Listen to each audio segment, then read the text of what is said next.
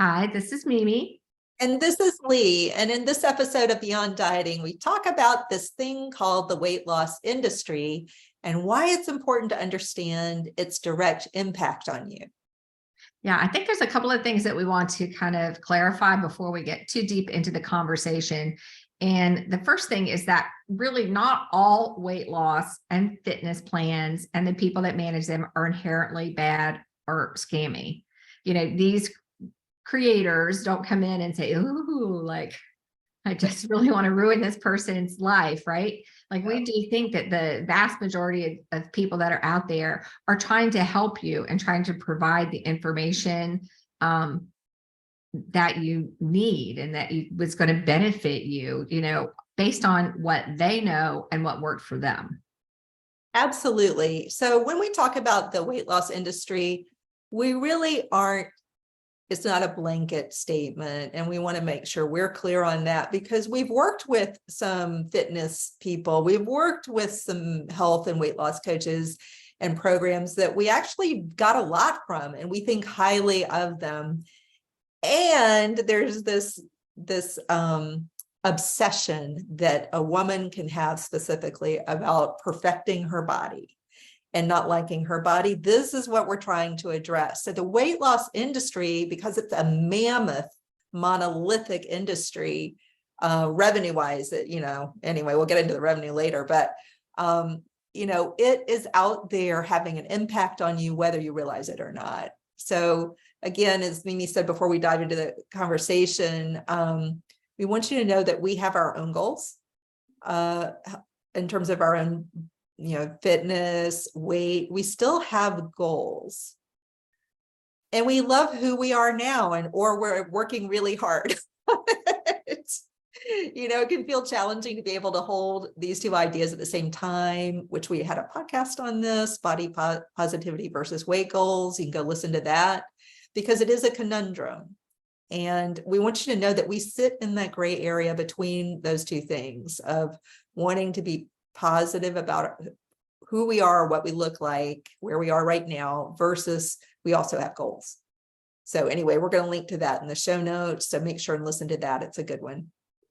Yeah, it's a fascinating concept, right? Loving your body, loving yourself, and wanting to change it and improve it. But I mean, I think we do that in so many other areas of our life. Yes. So to think that we wouldn't also bring that to our bodies would be a little bit silly.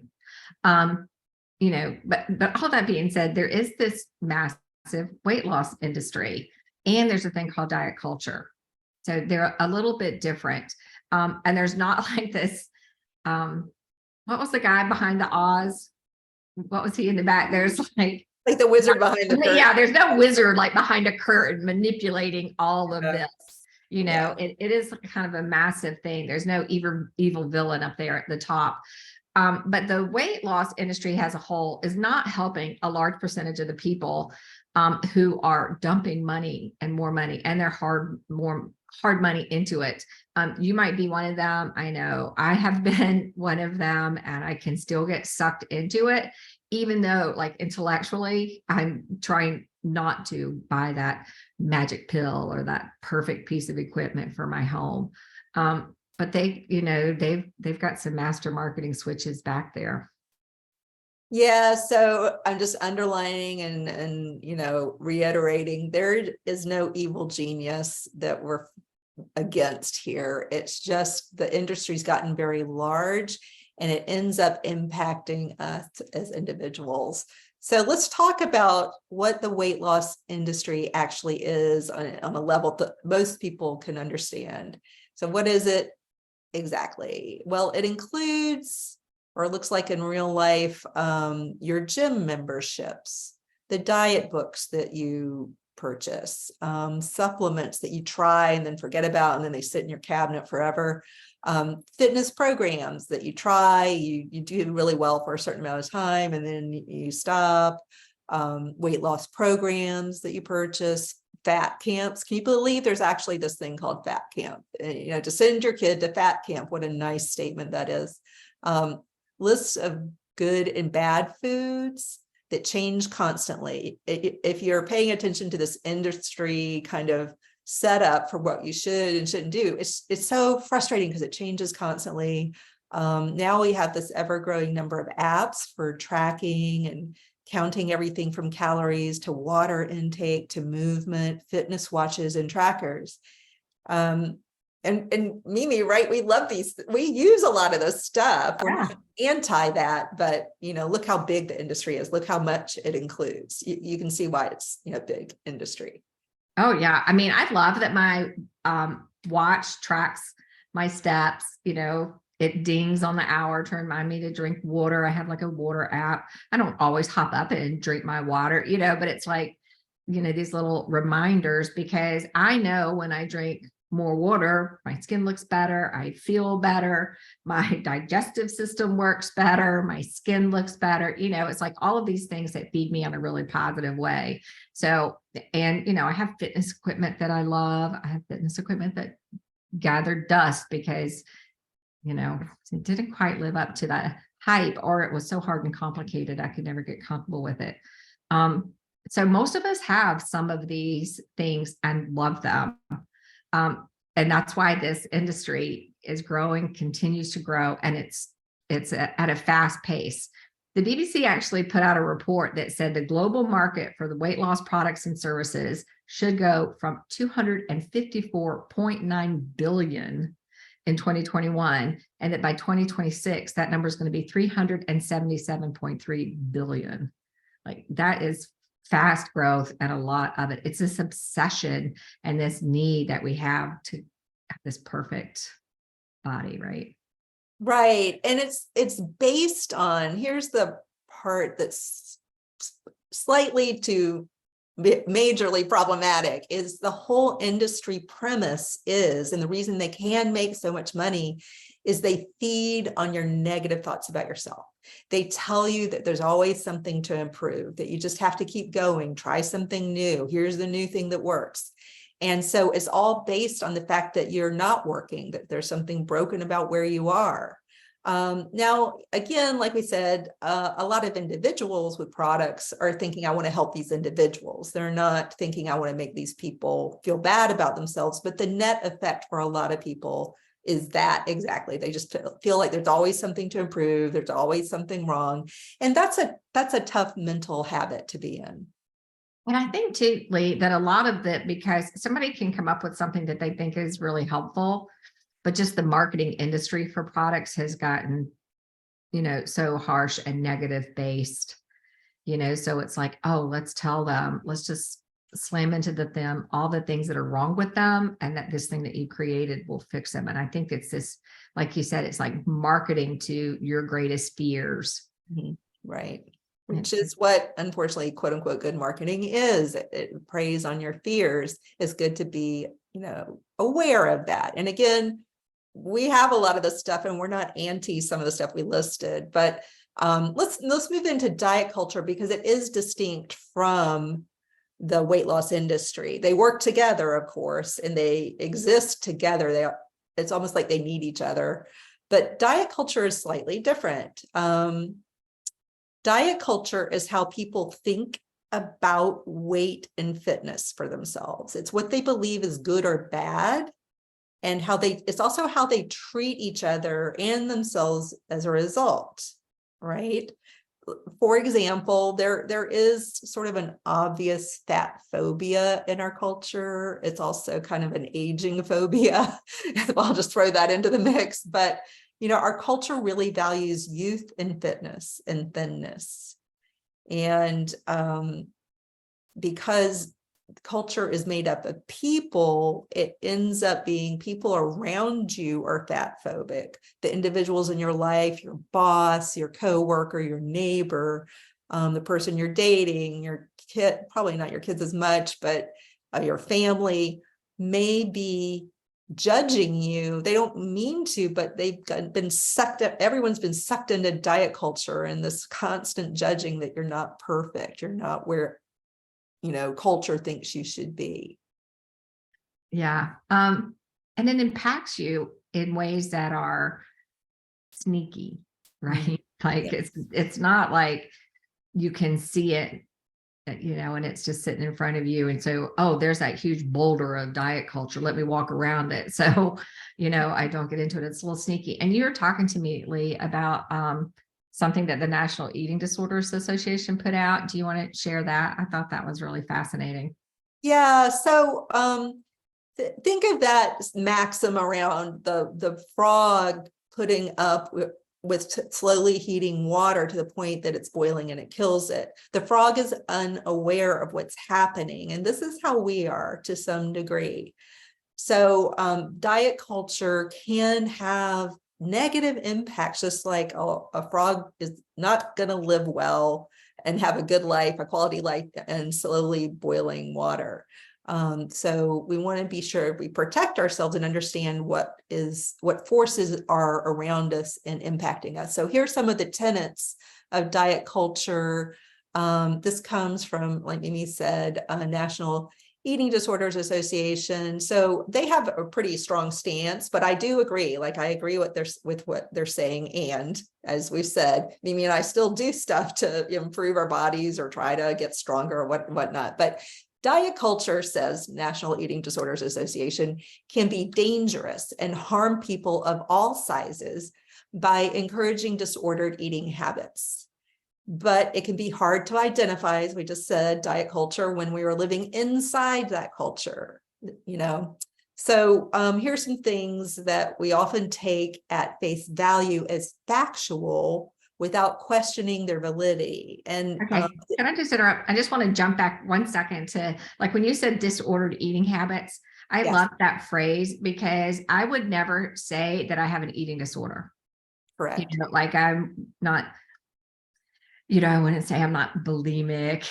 I don't have any of these, eating disorders that you hear about that, we had to talk to our teenage daughters about, that they talk about their friends having. But when you phrase it as disordered eating habits, yeah, I can see how I have a lot of disordered and distorted and, not sensible eating habits.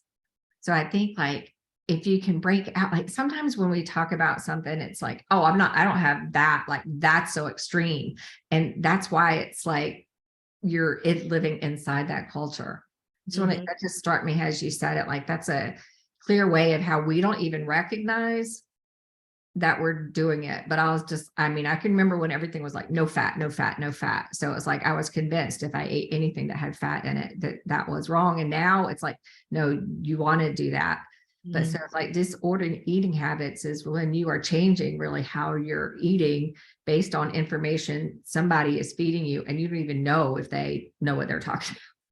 Right. You don't know if it's right for you. Like, each Yeah. person is so different in terms of what they can live with and what actually works for them. We're going to be talking a lot about individual differences here throughout this season.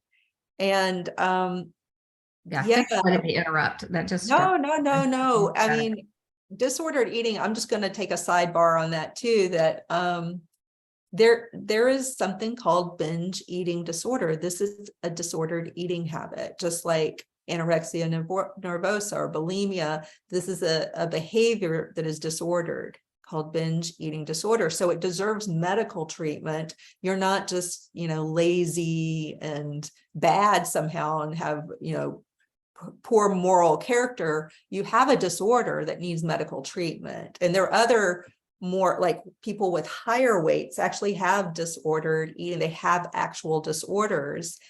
And just like we wouldn't talk to an anorexic person, say, you're so bad. Like, I can't believe you do that to yourself. I mean, most people wouldn't say something, but with people who carry more weight, it's like, oh my God, you're so, I can't believe you let yourself get like that. It's more pejorative. So here's some thoughts that and what we think are facts. We take them at face value without question, most people. So here's one. Diet culture equates body size with health. This is one of the most damaging things that has happened over the past few decades. That now, if you carry extra weight, you have, it must mean you're unhealthy. And that's not necessarily true. I know we said that some people at higher weights have eating disorders, but this general kind of truism is saying you can't be healthy if you carry more weight than the person next to you. And doctors have bought into this, even though there's no real evidence to show it. I mean, it depends. Like if you're morbidly obese, if you're at a place where you're really not living a normal life, that's something else. We're not talking about that extreme necessarily, but that person didn't get there on their own. The person who's morbidly obese, they did not get there on their own. They weren't born to do that. So the culture, and now even medical culture, pathologizes body size.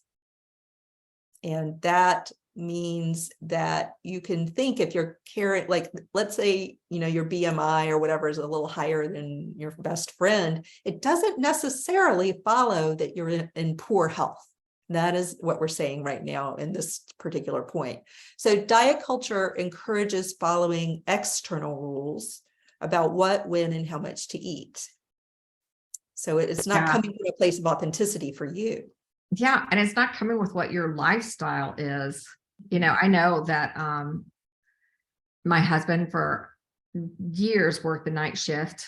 My daughter is a NICU nurse on the night shift. And so this whole thing, with all of those rules about don't eat right before you go to bed, or don't do that, like that doesn't work for them, because they had to eat when they could eat. And often it was like when they came home and crashed, because they, like my daughter has a 12-hour shift with a 45-minute commute on each end of it. So she would just like eat and crash, and so of course diet culture, like, nope, that doesn't work. You have to have whatever the number of hours it is before you go to sleep. So these like external rules without taking into who you are, what your body needs, what your lifestyle needs, what your budget allows, they just make me furious.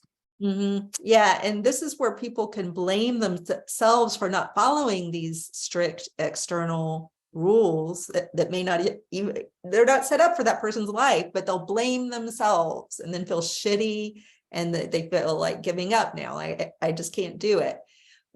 So, and then the next diet culture kind of tenet is diet culture suggests that people are more or less good moral worthy based on their body size, which is so sad. And it's just wrong. Like you don't even have to expound, right? Like that's just wrong. It's just wrong. And I think everybody can listen to that statement, read that statement, and know that's not right. But it's hard to believe it, right? Because when you feel less worthy, then your assumption is that everybody else is thinking that about you too. So that's how diet culture preys on you. Because like Lee said earlier, it's feeding in on what your fears are. But it's just not true. Yeah, and just to walk around with this black cloud every day for the rest of your life, that's not going to be good for you. It's not good for you now.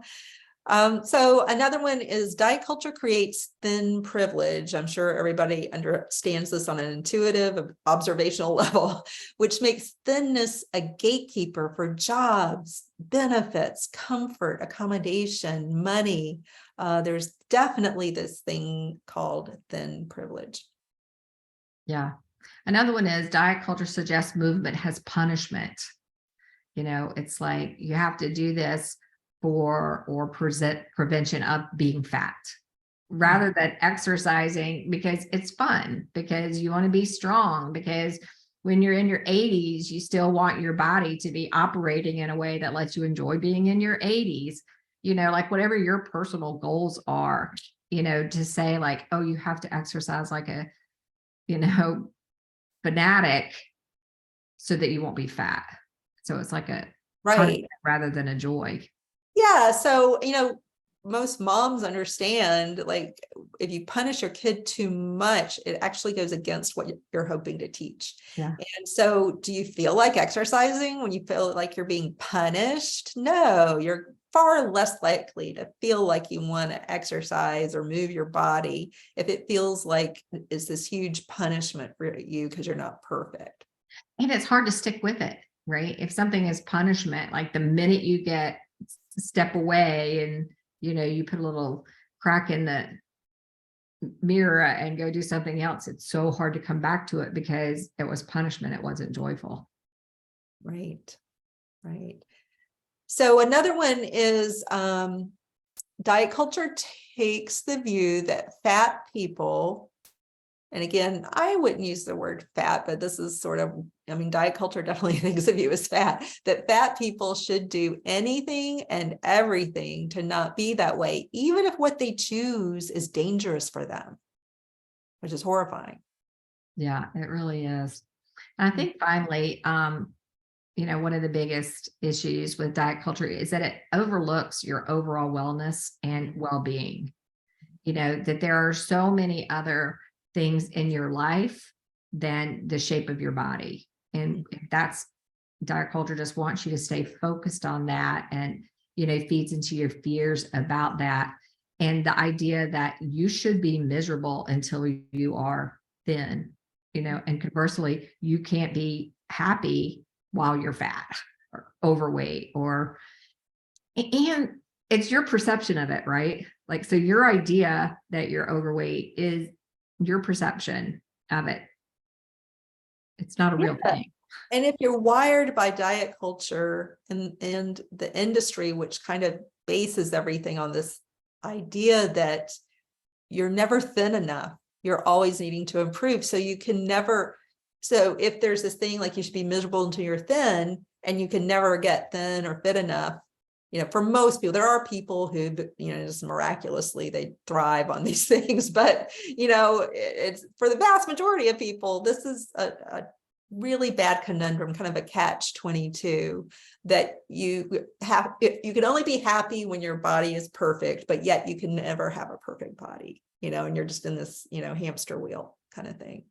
Yeah. And we want you to be happy right now, Yes. however you are, however you feel about your body, whether it's the perfect weight, but you want it to be stronger, or it's strong, but you're carrying, extra pounds, or it's neither of those or both of those, like wherever you fit, and your personal goal, like be happy now, love who you are now, because this diet culture and thinking the way that diet culture would like you to think is insidious, and it's not serving you. It's not allowing you to, we talk a lot about getting your genius out there in the world, and you can't if your brain space is consumed with, the ridiculousness of finding the perfect body and being the perfect health and running the perfect mile.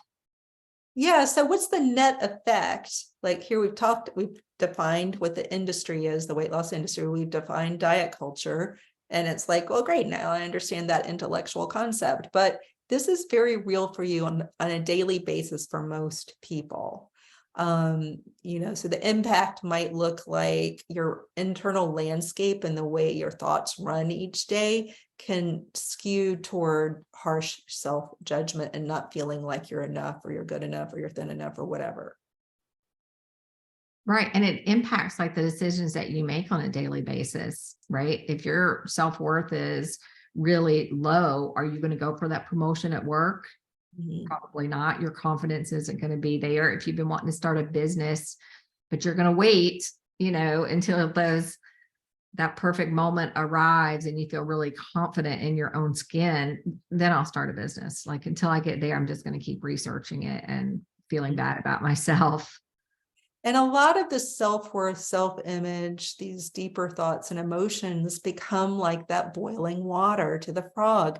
They start to become invisible to you to the point you don't even know what's driving your decisions. You think it's one thing, but it can often track back to your self-image and your body image in a bizarre way that we don't always connect those dots, but it's true.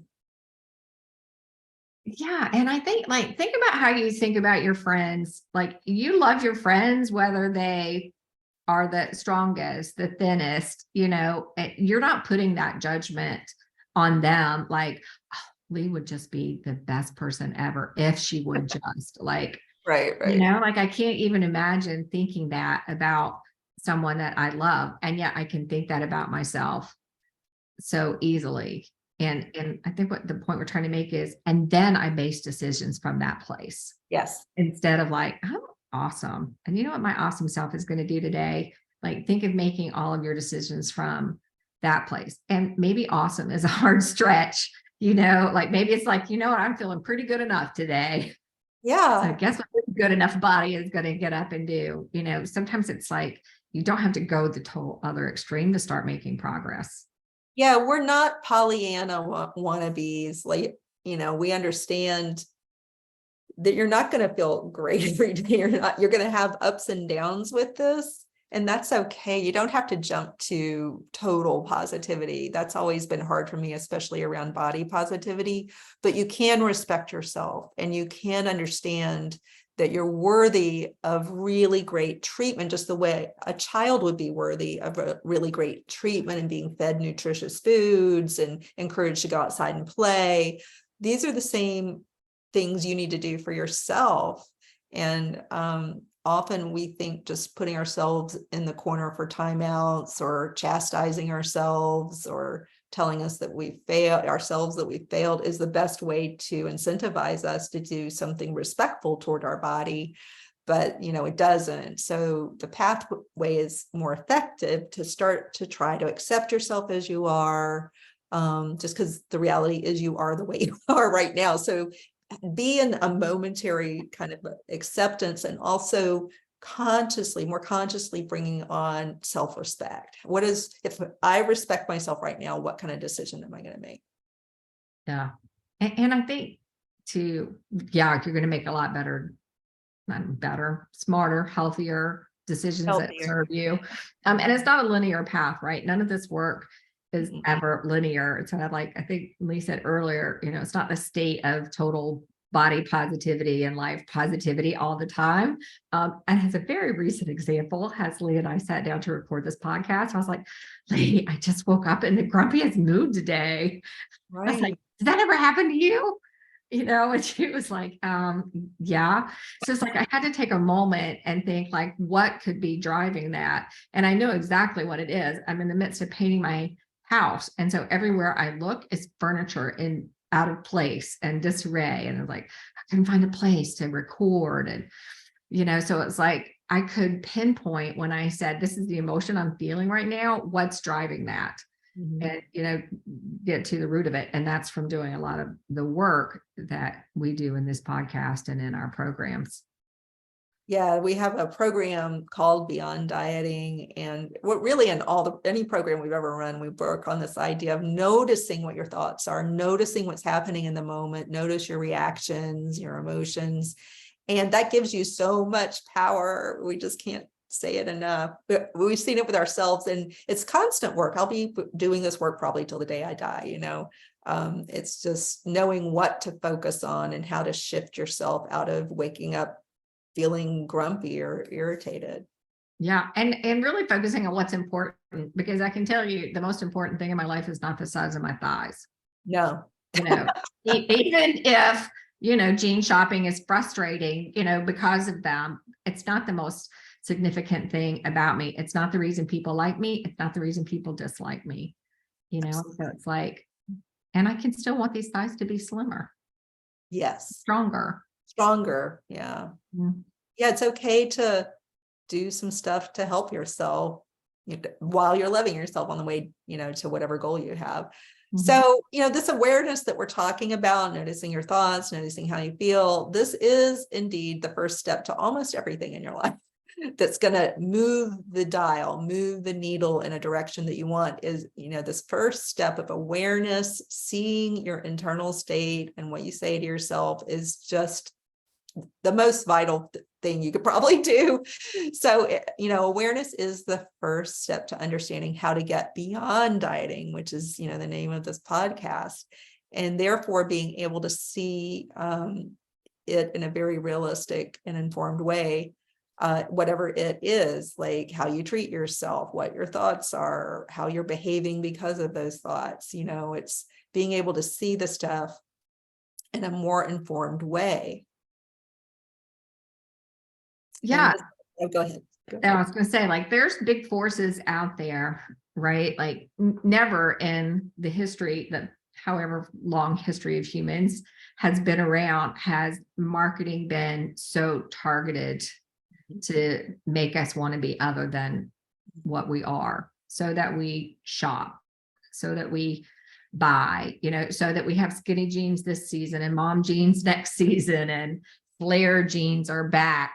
You Mm. know, it's like these are big forces out there, and they're controlling your thoughts and your behaviors. And I think most of us are intellectually aware, but emotionally can still be trapped and fall victim to it. So, you know, I think just becoming more and more aware, and then being okay if you slip up and, you know, buy the next supplement in the middle of the night and just say, whoops, that's probably not going to help me. I'm going to put that aside and, you know, just keep going.